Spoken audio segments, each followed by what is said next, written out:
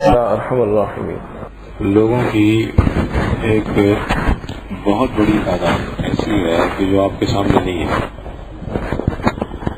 اور یہ بار بار درس میں آپ سنتے ہیں، لاکھوں کی تعداد میں لوگ، یہ حقیقت ہے۔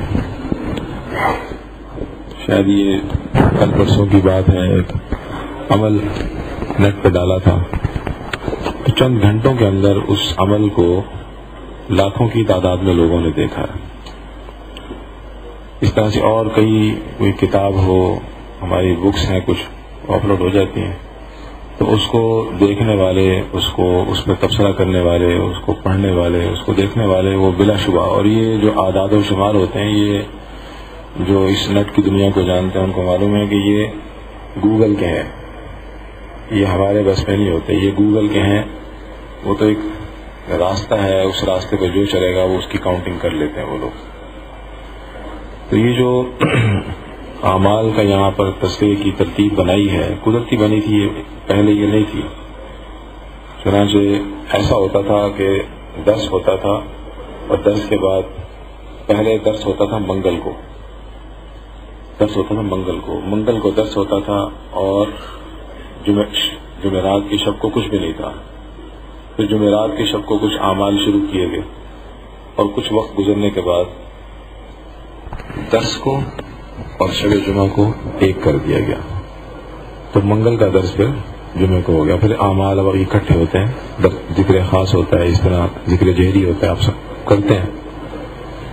تو یہ ترتیب پہلے اس طرح سے بعد میں یہاں بن گئی، اور یہ مجمع آہستہ آہستہ بڑھتا گیا۔ اس کے بعد پھر ایسا ہوا تھا، ایک وقت حضرت صاحب نے نماز پڑھی ہم نے، تو نماز پڑھ کے عموماً چلے جاتے تھے، لیکن ایک دن نماز پڑھ کے ایسے ہی جیسے میں بیٹھا ہوں اس طرح نماز پڑھ کے اس طرف کو بیٹھ گئے، اور ان کو بیٹھے دیکھ کر کچھ لوگ بھی بیٹھ گئے، لوگ اس طرح بن گئے ساتھی، کچھ نماز پڑھ رہے تھے، کچھ بیٹھ گئے۔ تو اس موقع پر انہوں نے کسی ایک سے ایسی سوال کیا، کسی عمل کے بارے میں کوئی فائدہ، ایک نے بتایا، اس کے بعد دوسرے نے بتایا، پھر تیسرے نے بتایا۔ وہ ایک دفعہ کی جو مجلس ہوئی تو اس میں بتانے والے تو 2-3 تھے، سننے والے کافی سارے تھے۔ تو اس سے جس نے سنا اس کو عمل کا فائدہ نظر آیا، تو ایک نے بتایا، 10 نے سنا۔ اس کا نتیجہ یہ نکلا کہ اس ایک عمل کو کرنے کا شوق 10 بندوں کے دل میں پیدا ہوا۔ مسئلے تو ہر بندے کے ہوتے ہیں نا، ہر آدمی کے کوئی نہ کوئی مشترکہ قسم کے مسائل تو ہوتے ہیں، کسی کے گھریلو مسائل ہیں، کسی کے معاشی مسائل ہیں، کسی کے کچھ بچوں کے مسائل ہیں، مسائل تو ہیں۔ اب وہ کوئی نہ کوئی مسئلہ کسی نہ کسی آدمی کی ضرورت کے مطابق ہوتا ہے،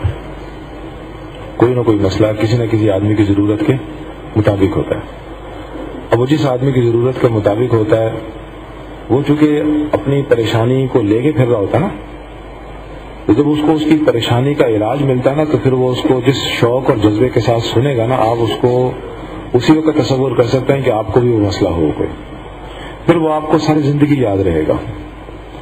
اور یاد رکھیں، حضرت نے ایک بار درس میں یہ بات کہی تھی کہ یقین اعظم اسم اعظم ہے، یقین اعظم وہ اسم اعظم ہے۔ اب آپ کوئی عمل کریں گے نا اور آپ کو اس پر یقین بیٹھ جائے گا، تو بس وہ جو یقین آپ کے دل میں بیٹھا ہوا ہے نا، وہ آپ کے اس عمل کو اسم اعظم بنا دے گا۔ آپ کریں گے تو آپ کو وہ عمل بھرپور فائدہ دے گا، اور اگر اسی عمل کو کوئی بندہ کرے لیکن اس کے پاس وہ یقین نہ ہو، اس کو عمل فائدہ نہیں دے گا۔ یہ یقین بنتا کیسے ہے؟ یہ یقین بنتا ہے اس عمل کے فائدے اور فضیلت کو سامنے رکھنے سے۔ جیسے آپ پانی پیتے نا، تو آپ کو پتا ہے کہ پانی پیوں گا تو پانی سے میری پیاس بجھے گی، تو آپ کے کبھی بھی دل میں خیال نہیں آیا ہوگا کہ ایسا، آپ کے کبھی بھی دل میں خیال آیا پیاس لگی ہو، آپ سوچیں کہ میں پانی پیوں، پتہ نہیں یار پیاس بجھے گی نہیں بجھے گی، ایسا کبھی آپ کے دل میں خیال نہیں آئے گا۔ کیوں؟ اس لیے کہ آپ کو پتا ہے کہ پانی پیئیں گے پیاس بجھے گی۔ یہ یقین عمل پر عام طور پر بندے کو نہیں نصیب ہوتا۔ اسی طرح کا یقین اگر آدمی کو اپنے عمل پر آ جائے، تو پانی تو ایک ظاہری سبب ہے نا، اللہ تعالیٰ پھر بندے کو اس ظاہری اسباب سے آزادی نصیب کر دیتے ہیں، اور بندہ پھر اپنی ضروریات کو براہ راست اللہ تعالیٰ سے ان ظاہری اسباب کے بغیر پورا کرا لیتا ہے۔ تسبیح کھانے کا جو منشور ہے نا، وہ یہی ہے جیسے آپ نے سنا نا کئی دفعہ کہ یہ مقصد تو ہے ہی نہیں آپ کا کہ آپ جنگلوں میں چلے جائیں اور اس طرح دنیا کے سارے معاملات کو چھوڑ دیں اور سب کو چھوڑ چھاڑ. یہ تو مقصد نہیں ہے. مقصد تو یہی ہے کہ آپ اسی جگہ رہیں گے, آپ کو جو مسائل اور جو معاملات اور پریشانی پیدا ہو تو آپ اس پریشانی کے اندر جب اس کے حل کی طرف آئیں تو حل وہ ہو جو واقعتاً حل ہو. حل وہ ہو جو واقعتاً حل ہو. بعض اوقات ایسا ہوتا ہے بندہ حل کرتا ہے, وہ حل بتاتے خود کسی مصیبت کا شکار کر دیتا ہے. تو یہ جو تذکرہ ہے یہ اس لیے ہے تاکہ اب یہ ہمارا آن لائن بھی جائے گا, اور بہت سے لوگ اس کو, جو میں پہلے بھی بات کے شروع میں عرض کیا کہ وہ سننے والے, حقیقت ہے یہ ایک یا دو یا ہزاروں میں نہیں بلکہ واقعتاً یہ سننے والے لوگ لاکھوں میں ہیں, لاکھوں میں ہیں لوگ سننے والے. تو یہ اعمال کا پھر تذکرہ یوں شروع ہوا. ایسے ایک دفعہ سورہ ایک میں اس طرح کشف المحجوب کے بارے میں بھی تھا, ہلکا کشف المحجوب ہوتا ہے کہ تم نے اسے کیا فائدہ ہوا. تو بہت سے لوگوں نے طرح طرح کے فوائد بیان کیے. بعض لوگوں نے روحانی فائدے ذکر کیے, بعض لوگوں نے جسمانی فائدے ذکر کیے.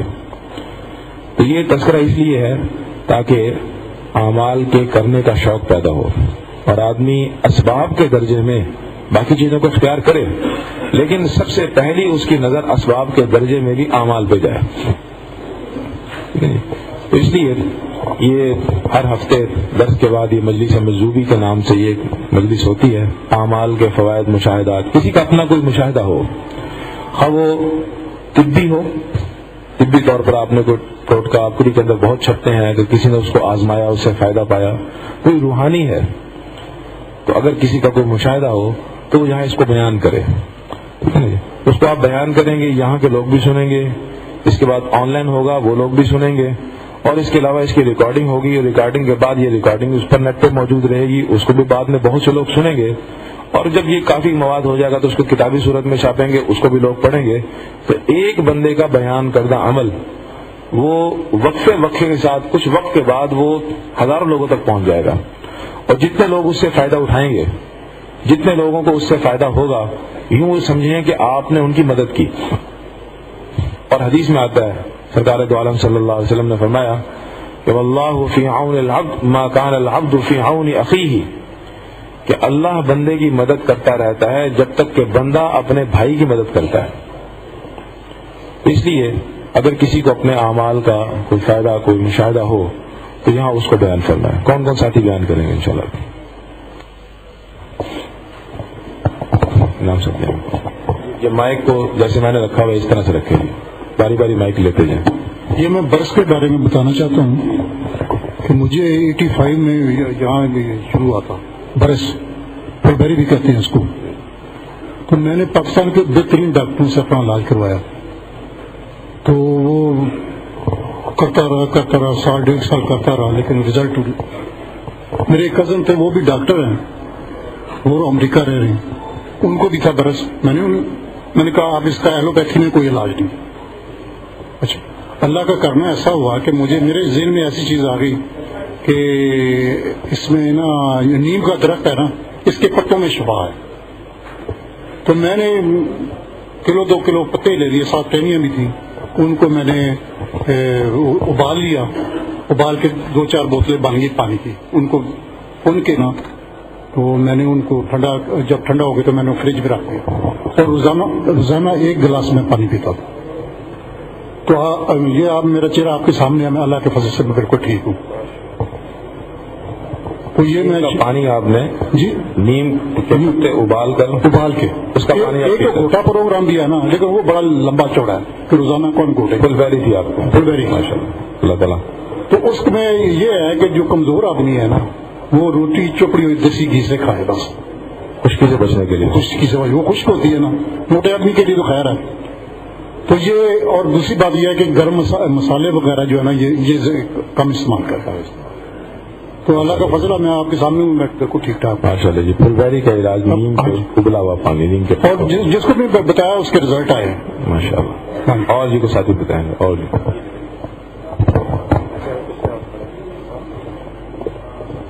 السلام علیکم.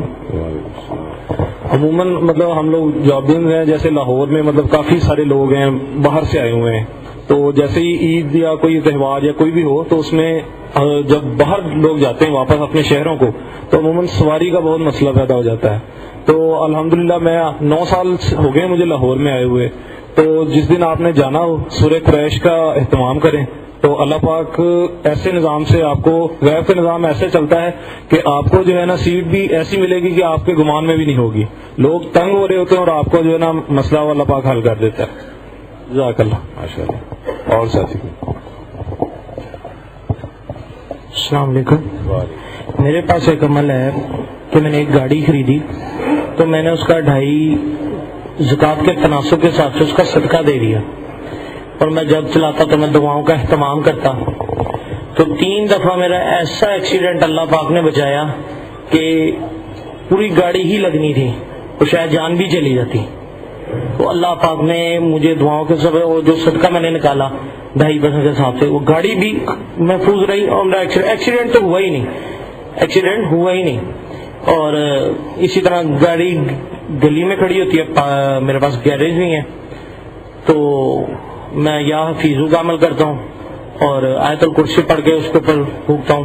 تو ایک ہی رات میں ہماری گلی میں سے نا تمام گاڑیوں کی بیٹریاں نکال کے لے گیا بندہ.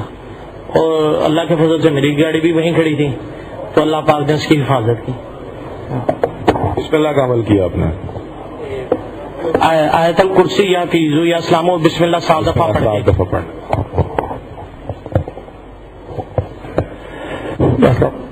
حضرت نے 10 میں آقا صلی اللہ علیہ وسلم کا فرمان بتایا تھا کہ جو 300 مرتبہ اللہ اکبر سبحانہ و تعالیٰ اس کو 300 اونٹ صدقہ کرنے کے برابر ثواب عطا فرماتے ہیں. کافی عرصے سے میں بے تحاشا جادو, جنات, اس طرح کے کچھ حادثوں کے مسائل کا شکار ہوں. اور جنات کے پورے لشکر آتے ہیں, اس میں ہندو جنات بھی ہوتے ہیں, یہودی بھی ہوتے ہیں, ہر طرح کے مسائل. یہ عمل میں نے اللہ اکبر والا اللہ پاک کی توفیق سے کرنا شروع کیا. 300 مرتبہ صبح, 300 مرتبہ شام کو, اول آخر درود شریف 7 مرتبہ درود ابراہیمی. تو حیرت انگیز طور پہ وہ جتنا بھی باطل تھا اس کی شدت میں بہت حد تک کمی آ گئی. میں کہ اللہ پاک آپ کے نام کے آگے تو کوئی طاقت نہیں, چاہے جنات کے ساری دنیا کے جنات آ جائیں. اور اللہ پاک نے اپنے نام کی برکت سے ایسی ان کی شدت میں کمی کی کہ بڑے عرصے کے بعد میں اب دماغ سے جیسے بوجھ اور پریشر کم ہو. ایک دوسرا عمل جس میں بھی کوئی یہ جادو کے جنات کے ایسے مسائل ہوں کہ سر میں گھٹن ہو, محسوس یا اندازہ ہو جاتا ہے, تو ایک اور عمل ہے کہ ایک سادہ سفید کاغذ لے لیں جس میں لائنیں نہ ہوں اور اول آخر دروشی پڑھ کے 13 مرتبہ سورہ القاریہ 13 مرتبہ پڑھیں بسم اللہ الرحمن الرحیم کے ساتھ. اور پھر اس کاغذ پہ 2-3 دفعہ پھونک مار کے اور اس کاغذ کو گول گول اپنے سر پر سے گھمائیں کو 6-7-8 مرتبہ, اس تصور کے ساتھ کہ جتنا بھی آپ پہ جادو ہے سارا وہ لپٹ کے اس کاغذ میں آ رہا ہے. سورہ قاریہ کی برکت سے سارا جادو جو جنات کے اثرات ہیں وہ لپٹ کے سفید کاغذ میں آ رہے ہیں. اور اس کاغذ کو پھر زور سے مٹھی میں بند کر لیں, جیسے اس کاغذ کو زور سے مٹھی میں بند کر لیں جیسے سارا جادو قید کر لیا, اور پھر اس کو جلا دیں. فوری طور پہ آپ کو انشاءاللہ اللہ پاک کے کلام کی برکت سے فوری طور پہ ہلکا پن محسوس ہوگا کہ جیسے سارا پریشر ہٹا ہے. اس عمل کو بار بار بھی شدت کے حساب سے کر سکتے ہیں. السلام علیکم جی.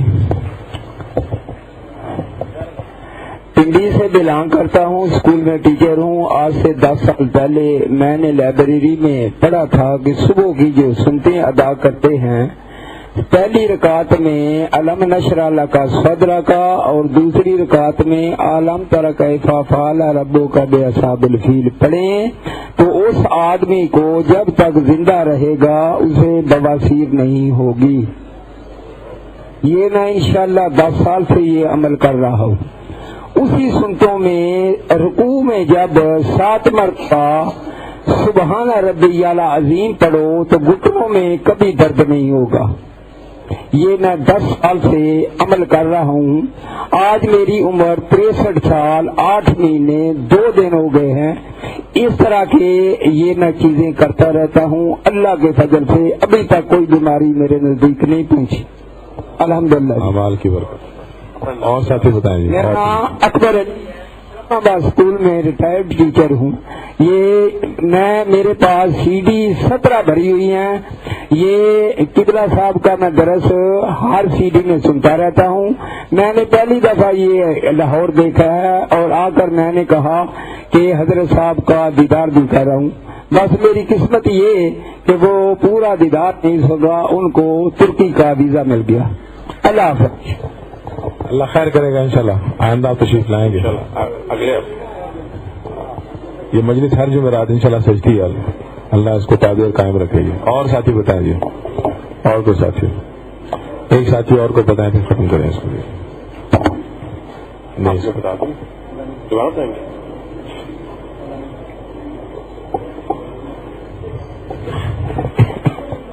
پچھلے درس میں جو بعد میں محفل میں کہا گیا تھا جیسے جوتے غائب ہو رہے ہیں, تو بس ایک سمپل سا عمل ہے. میں نے سنا تھا کہیں سے, اس ٹائم سے میں بھی آزما رہا ہوں, تو یہ بھی کر رہا ہوں. اور الحمدللہ بہت ساری ایسی جگہیں ہیں, آپ جائیں جوتا بخش دیں. آپ جب اتارتے ہیں کہیں بھی رکھ رہے ہیں جوتا بخش دیں, آپ کا جوتا کہیں نہیں جائے گا. یہ جوتا بخشنے کا میں تھوڑی سی وضاحت اگر کسی کو سمجھنا ہے. ان کی مراد یقیناً یہ ہے کہ آپ جب جوتا اتاریں تو آپ یہ نیت کر لیں کہ جو اس کو لے لے اس کے لیے حلال ہے. جو اس کو لے لے نا, چوری کر لے, میں یوں کہہ لیں چلے, جو اس کو اس کے لیے وہ کیا ہے, حلال ہے. اصل بات یہ ہے کہ چور کو جو چوری کرتا ہے اس کو حلال پچتا نہیں ہے, حلال کی طرف اس کی رغبت نہیں ہوتی.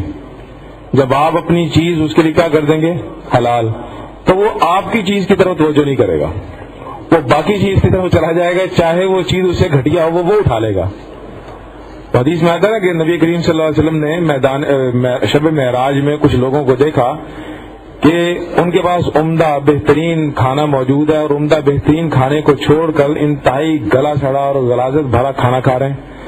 تو آپ نے جب اس کی حقیقت پوچھی جبریل امین علیہ السلام سے, تو انہوں نے بتایا کہ یہ وہ لوگ ہیں کہ جن کو اللہ نے نکاح کی نعمت دی ہے, اور نکاح کی نعمت کی وجہ سے ان کو اللہ نے اپنی شہوت پورا کرنے کا حلال راستہ دیا ہے, لیکن یہ اس کو چھوڑ کر حرام کاری کا راستہ اختیار کرتے ہیں. تو ان کی مثال ایسی ہے کہ پاکیزہ کھانا, عمدہ کھانے کو چھوڑ کر غلیظ کھانا کھا رہے ہیں.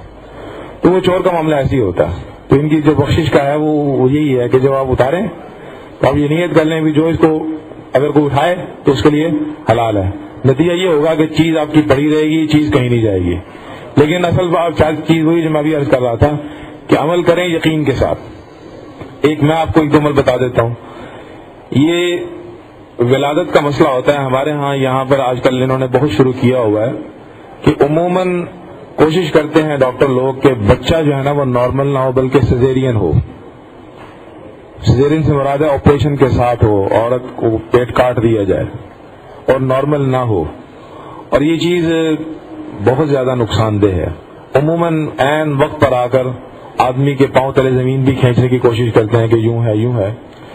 تو اس موقع پر آدمی کو چاہیے کہ کوڑا برتن لے لے, مٹی کا پیالہ, کوڑے سے مراد ہے نیا, اس میں پانی ڈال دیں.